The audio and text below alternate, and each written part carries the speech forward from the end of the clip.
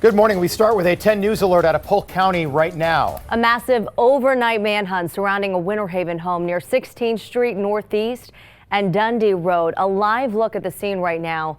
Deputies have the home surrounded, believing a killer, Stanley Mossberg, is inside.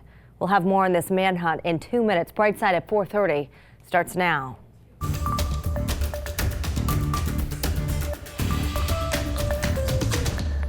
Well, good morning. Thanks for waking up with us here on Early Brightside on this Tuesday morning. I'm Rob Finnerty. I'm Kayla Lockerbie. We're going to get you know in just a minute. First, though, the boys are back this morning. Yes. We're back, yes. Back in Welcome action. back. Yeah, thank you. You got to see a look of fall. Took a little trip up to North Carolina. Yeah, it was a good trip up there. The leaves haven't quite started changing yet. But Not yet. Yeah. Soon enough, though. Welcome back to the palm trees, It's good to be back in the warmth, though. It got a little chilly up I know. there, so I'm happy to be back here, guys. Good morning to you. We're starting off with temperatures generally in the 70s. It's kind of what you'd expect. A little bit of cloud cover, though, as you can see on the satellite and radar this morning. This will only be around for the first half of the day. I think later this afternoon, we'll look forward to a lot more sunshine. There is some patchy fog, so take note. Northern Hillsborough County up towards Temple Terrace.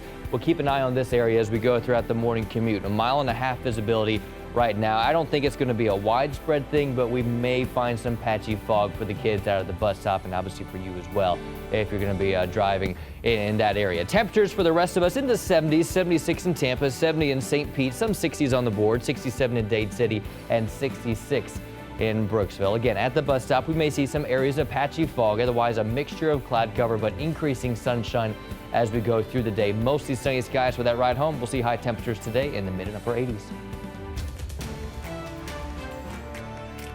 All right, we want to make the most of the time you have with us this morning, even if it's just for a few minutes. So let's get you in the know. Let's do that right now. We want to get back to the news alert out of Polk County this morning. Again, a large manhunt is underway in the Winter Haven area. Yeah, Polk County deputies have surrounded a home near 16th Street Northeast, and Brightside's Tweelon Wynn is joining us live from right now from the scene with the very latest. Tweelon, good morning. Good morning. Now, people who live in the neighborhood say they've heard gunshots overnight, and the SWAT team here has set up a huge perimeter. They have the ground covered, they've got the air covered, there's a helicopter circling, and deputies believe they have found the suspect here named Stanley Mossberg. He's 35 years old, but he also goes by the name of Woo Woo. Sheriff Grady Judge says Mossberg is suspected of murdering a man and a woman inside a Winter Haven home on Sunday before taking another man hostage overnight and then taking off in that man's car Monday night. He brought the stolen car back to the same neighborhood, setting off the overnight manhunt and leaving this Winter Haven neighborhood on lockdown. Stay locked in your house, and if you have a firearm and know how to use it, keep it close by. He's desperate. He does not have any mode of transportation. He supposedly has a firearm.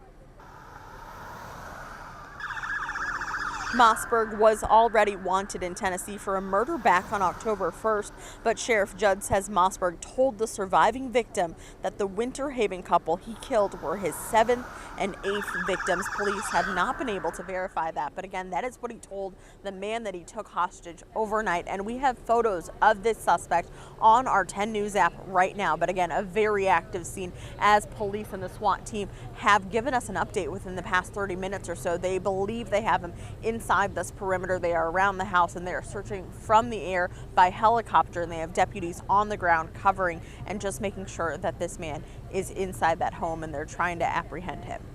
All right, thanks, Tweelon. We'll stay on top of that for you this morning. Tampa police are investigating after they say a 1.5-year-old died after being left in a car. Police call the incident a tragic accident. They say the 1.5-year-old was discovered in a Jeep, unconscious and not breathing at around 6:30 last night. Paramedics rushed the toddler to the hospital where she was declared dead. Police tell us the girl had been in the SUV since the morning.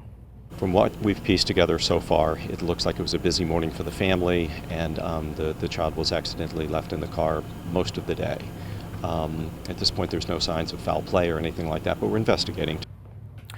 Police say paramedics did everything that they could to try to save that toddler. We'll keep you updated on anything that we learn. And dengue fever has turned up again in Hillsborough County. It's a virus that you can only get from a mosquito bite, and in rare cases, it can be deadly. This is the first case found in the Bay Area this year. It's the 6th statewide, It did happen locally, according to the health department, which means the person did not travel overseas and bring it back to the Bay Area. The health department will not give us a specific area where the infection happened, but you can easily help stop the spread of dengue fever by getting rid of places where mosquitoes can breed around your house. Drain the water in your plants once a week.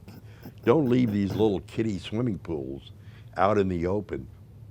1 in 4 people who get infected with the virus do get sick, according to the CDC. We have more about dengue fever and the symptoms to look for posted on our free 10 News app. In South Florida, parents of Parkland students that died in the shooting last year are making it very clear that they do not support Scott Israel possibly being reinstated as Broward County Sheriff.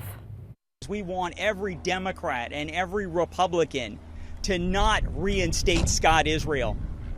He failed before February 14th, during February 14th, and after February 14th. We are together on this important reality that Mr. Israel cannot get his job back.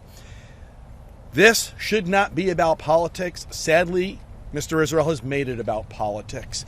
This is about his failure before, during, and after February 14th. This comes as the Florida Senate will soon decide whether to accept the recommendation to reinstate Israel. He was suspended by Governor Ron DeSantis shortly after getting into office. Meanwhile, the MSD Safety Commission is meeting today and tomorrow on Champions Gate. The panel will be going over the findings and recommendations of the report, as well as what changes require legislative action. In Tallahassee, Florida, lawmakers want to ask you to vote in favor of getting rid of the Constitution Commission, the panel that meets once every 20 years to propose changes to the state constitution. A Senate panel agreed to create a measure that would ask voters in 2020 to get rid of the commission altogether. There were complaints that the commission bundled too many items together on the ballot. All right, take a look at this. The gondolas up at Disney World, they're up and they're running again. The gondolas were closed for more than a week after they stopped working suddenly. Disney says they've made training and operational changes to prevent this from happening again. But as you can see, they're running again right now. All right, let's talk politics this morning. The White House is trying to limit the fallout from President Trump's withdrawal of U.S. troops in northern Syria. The president imposed new sanctions on Turkey and demanded to end military actions against the Kurds. Vice President Mike Pence is set to travel to the region in, quote, the immediate future. In the state of Texas, a former Fort Worth police officer is free on bond, facing a murder charge for shooting Atatiana Jefferson, a black woman in her home, over the weekend. And police were initially called for a welfare check, but body cam video shows that officer never even identified himself. Former Fort Worth police officer Aaron Dean was booked into jail last night and charged with murder for shooting the 28-year-old pre-med student. Body cam video shows seconds after Dean spots Jefferson through her window, he fired a fatal shot with her 8-year-old nephew nearby. There's no way he could have followed the training. The training could have said, go past 2 open doors, go through a back gate, and then look through a window for a wellness check. Dean quit the police force earlier Monday before the chief could fire him. The case was also referred to the FBI for possible civil rights violations. Well, a lot has happened since the last Democratic presidential debate. An impeachment inquiry is in front and center in Washington right now. Joe Biden's frontrunner status, well, that's being challenged. And another candidate will have to prove he's physically up to campaigning. Tonight we will see 12 of the candidates on stage in Westerville, Ohio. This is significant as Democrats try to win the state. That's for the winning candidate. They voted for the winning candidate in each of the last 14 elections. Dr. Latrice Washington is an associate professor of political science at Otterbein University. I'm not sure if I'm saying that right, but she says the town of Westerville is a microcosm of the country, and students there say having a dozen candidates could make it hard for them to hear about the issues that they care about. A new CBS poll shows impeachment is not as important to voters compared with things like health care and climate change. Everyone wants to know, like, what's happening in Westerville, because that gives you a sense of what's going to happen or what's happening in the nation. Each one of them has to make sure that they let everybody know, not just their name or where they're from, but how they're going to do the best for us as a nation. Yeah, debate viewers are going to see a new face on the stage for the first time. California billionaire Tom Steyer is making his first debate appearance. He and 7 other candidates have already qualified for the November debate as well. Well, are you feeling crabby this morning? Maybe some stone crabs will change your mood now that they are in season.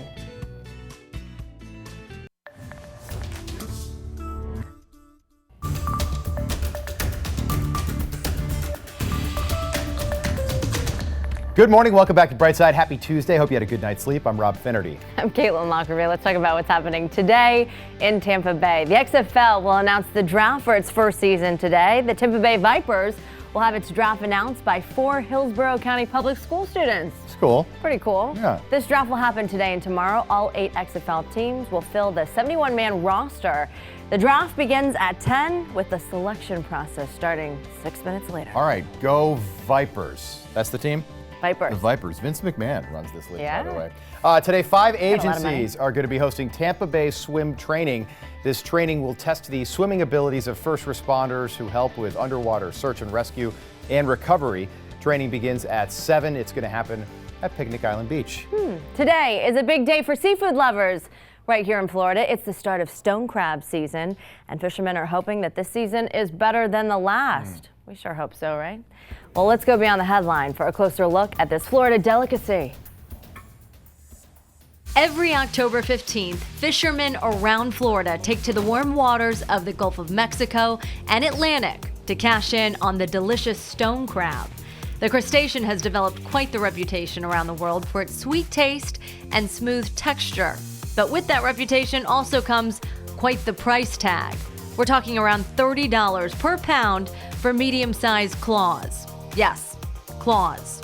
Unlike other crab species, only the claws are harvested, and the rest of the crab is returned to the water, where it will eventually regrow those claws. And make sure you're only keeping the claws.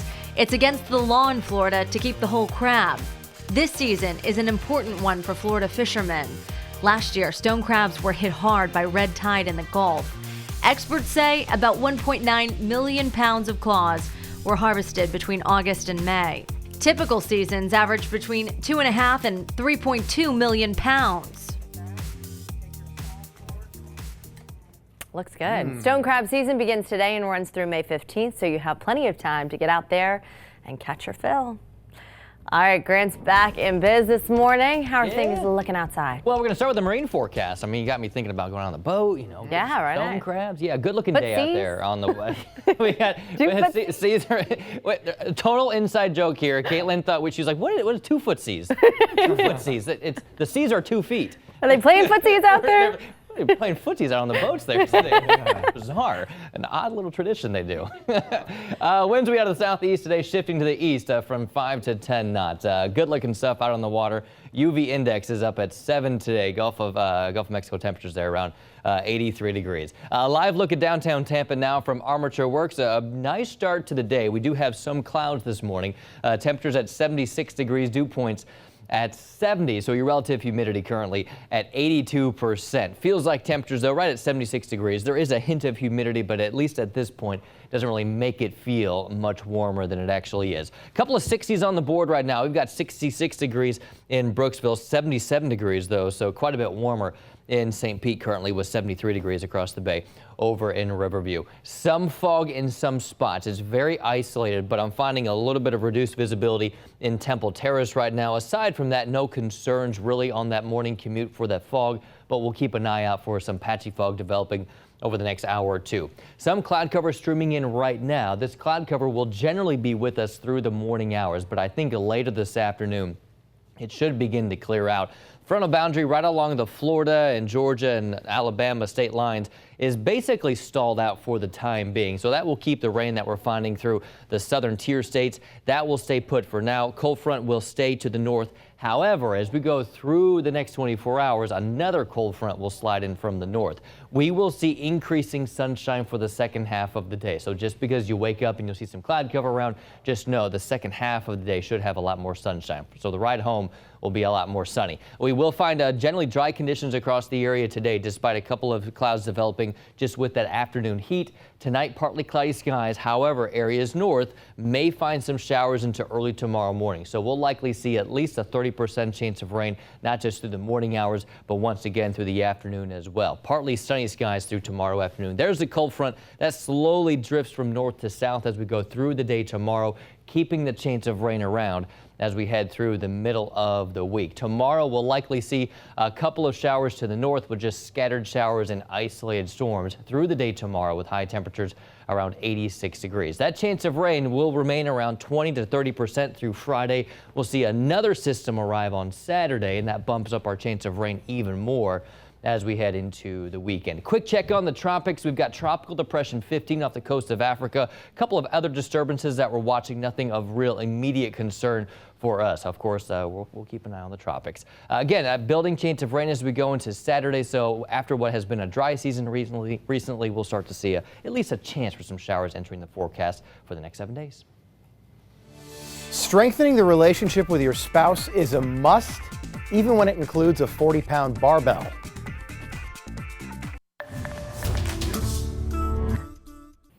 Good morning. Welcome back to Brightside. Davey and Judy Reed have been married for 53 years. He's always been an athlete, but her, not so much. Yeah, Judy joined her husband in the gym in an attempt to stay healthy, never expecting to become, well, a dominant power lifter. 10 News reporter Bobby Lewis is on the road in Avon Park, where the couple is staying fit together and setting records along the way.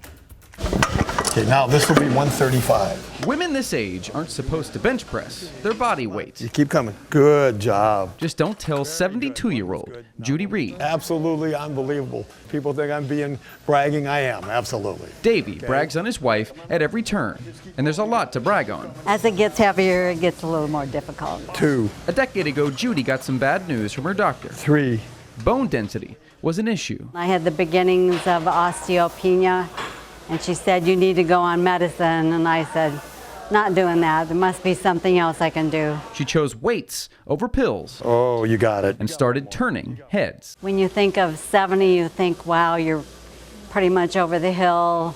It's all down here from there. In February, Judy bench pressed 121 pounds and deadlifted 242, double gold in the Florida Championships. People went nuts. Impressive records, which lasted until August, when she broke them again. It was such an awesome experience. She's only been doing this, the powerlifting for 2 years.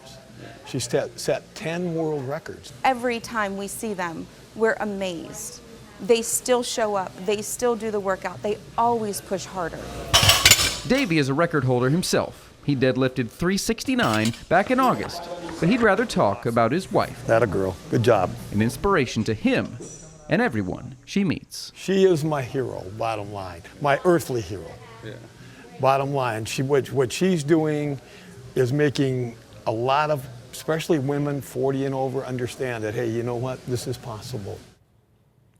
Indeed it's possible. Did you see her with those weights? Those are heavy, by the way. Yeah, she's a tough cookie. Good morning, beautiful people. It is Tuesday. If it's streaming, screening, or just heating up Hollywood, Brightside is all over it. So here is the buzz. Hey, Jay and Silent Bob reboot opens up today. And to celebrate it, Kevin and Jason put their hands and footprints in the cement at the TCL Chinese Theater IMAX in Hollywood. You've seen it before, yeah. So it's the oldest honor in Hollywood, and a pretty cool one at that. I've been there dozens of times, and Kevin Smith says his 2018 heart attack prompted him to rewrite his script to make it a more personal statement about fatherhood, aging, and legacy. Hey, check this out. I don't know about this, but Robbie Downey Jr. talks to the animals in the latest remake of Dr. Dolittle. So this time, the story takes a twist into Victorian times, where the widowed Dr. Dolittle and his animals embark on a journey to find a cure for a queen. Dolittle arrives in theaters in January. It looks like they added like a lot of animation to this one. Yeah. You know, it's not as simple like it used to be. Right. Robert Downey's great too. I always wish that you could talk to animals. I know, right? The whisper. Some people would say you can. Anyway, I guess The Price is Right was really right. On yesterday's show, kicked off with a big bang for Money Week. So the show crowned the biggest winner in daytime history Michael Stauber won $262,742.97 in cash prizes that included a trip to Fiji and a brand new car. No. And a brand new car! 97 cents, too. So when I was on the show, they tax you, right? So I spent $1,000 on the wheel. Right. So they took everything that I won and they taxed it, and they used the money that I won from the wheel for the tax money. So I really technically didn't pay tax out of my own pocket. So. And you can't forget about that 97 cents. He won that too. All right, stay with us. More Brightside coming up at 5.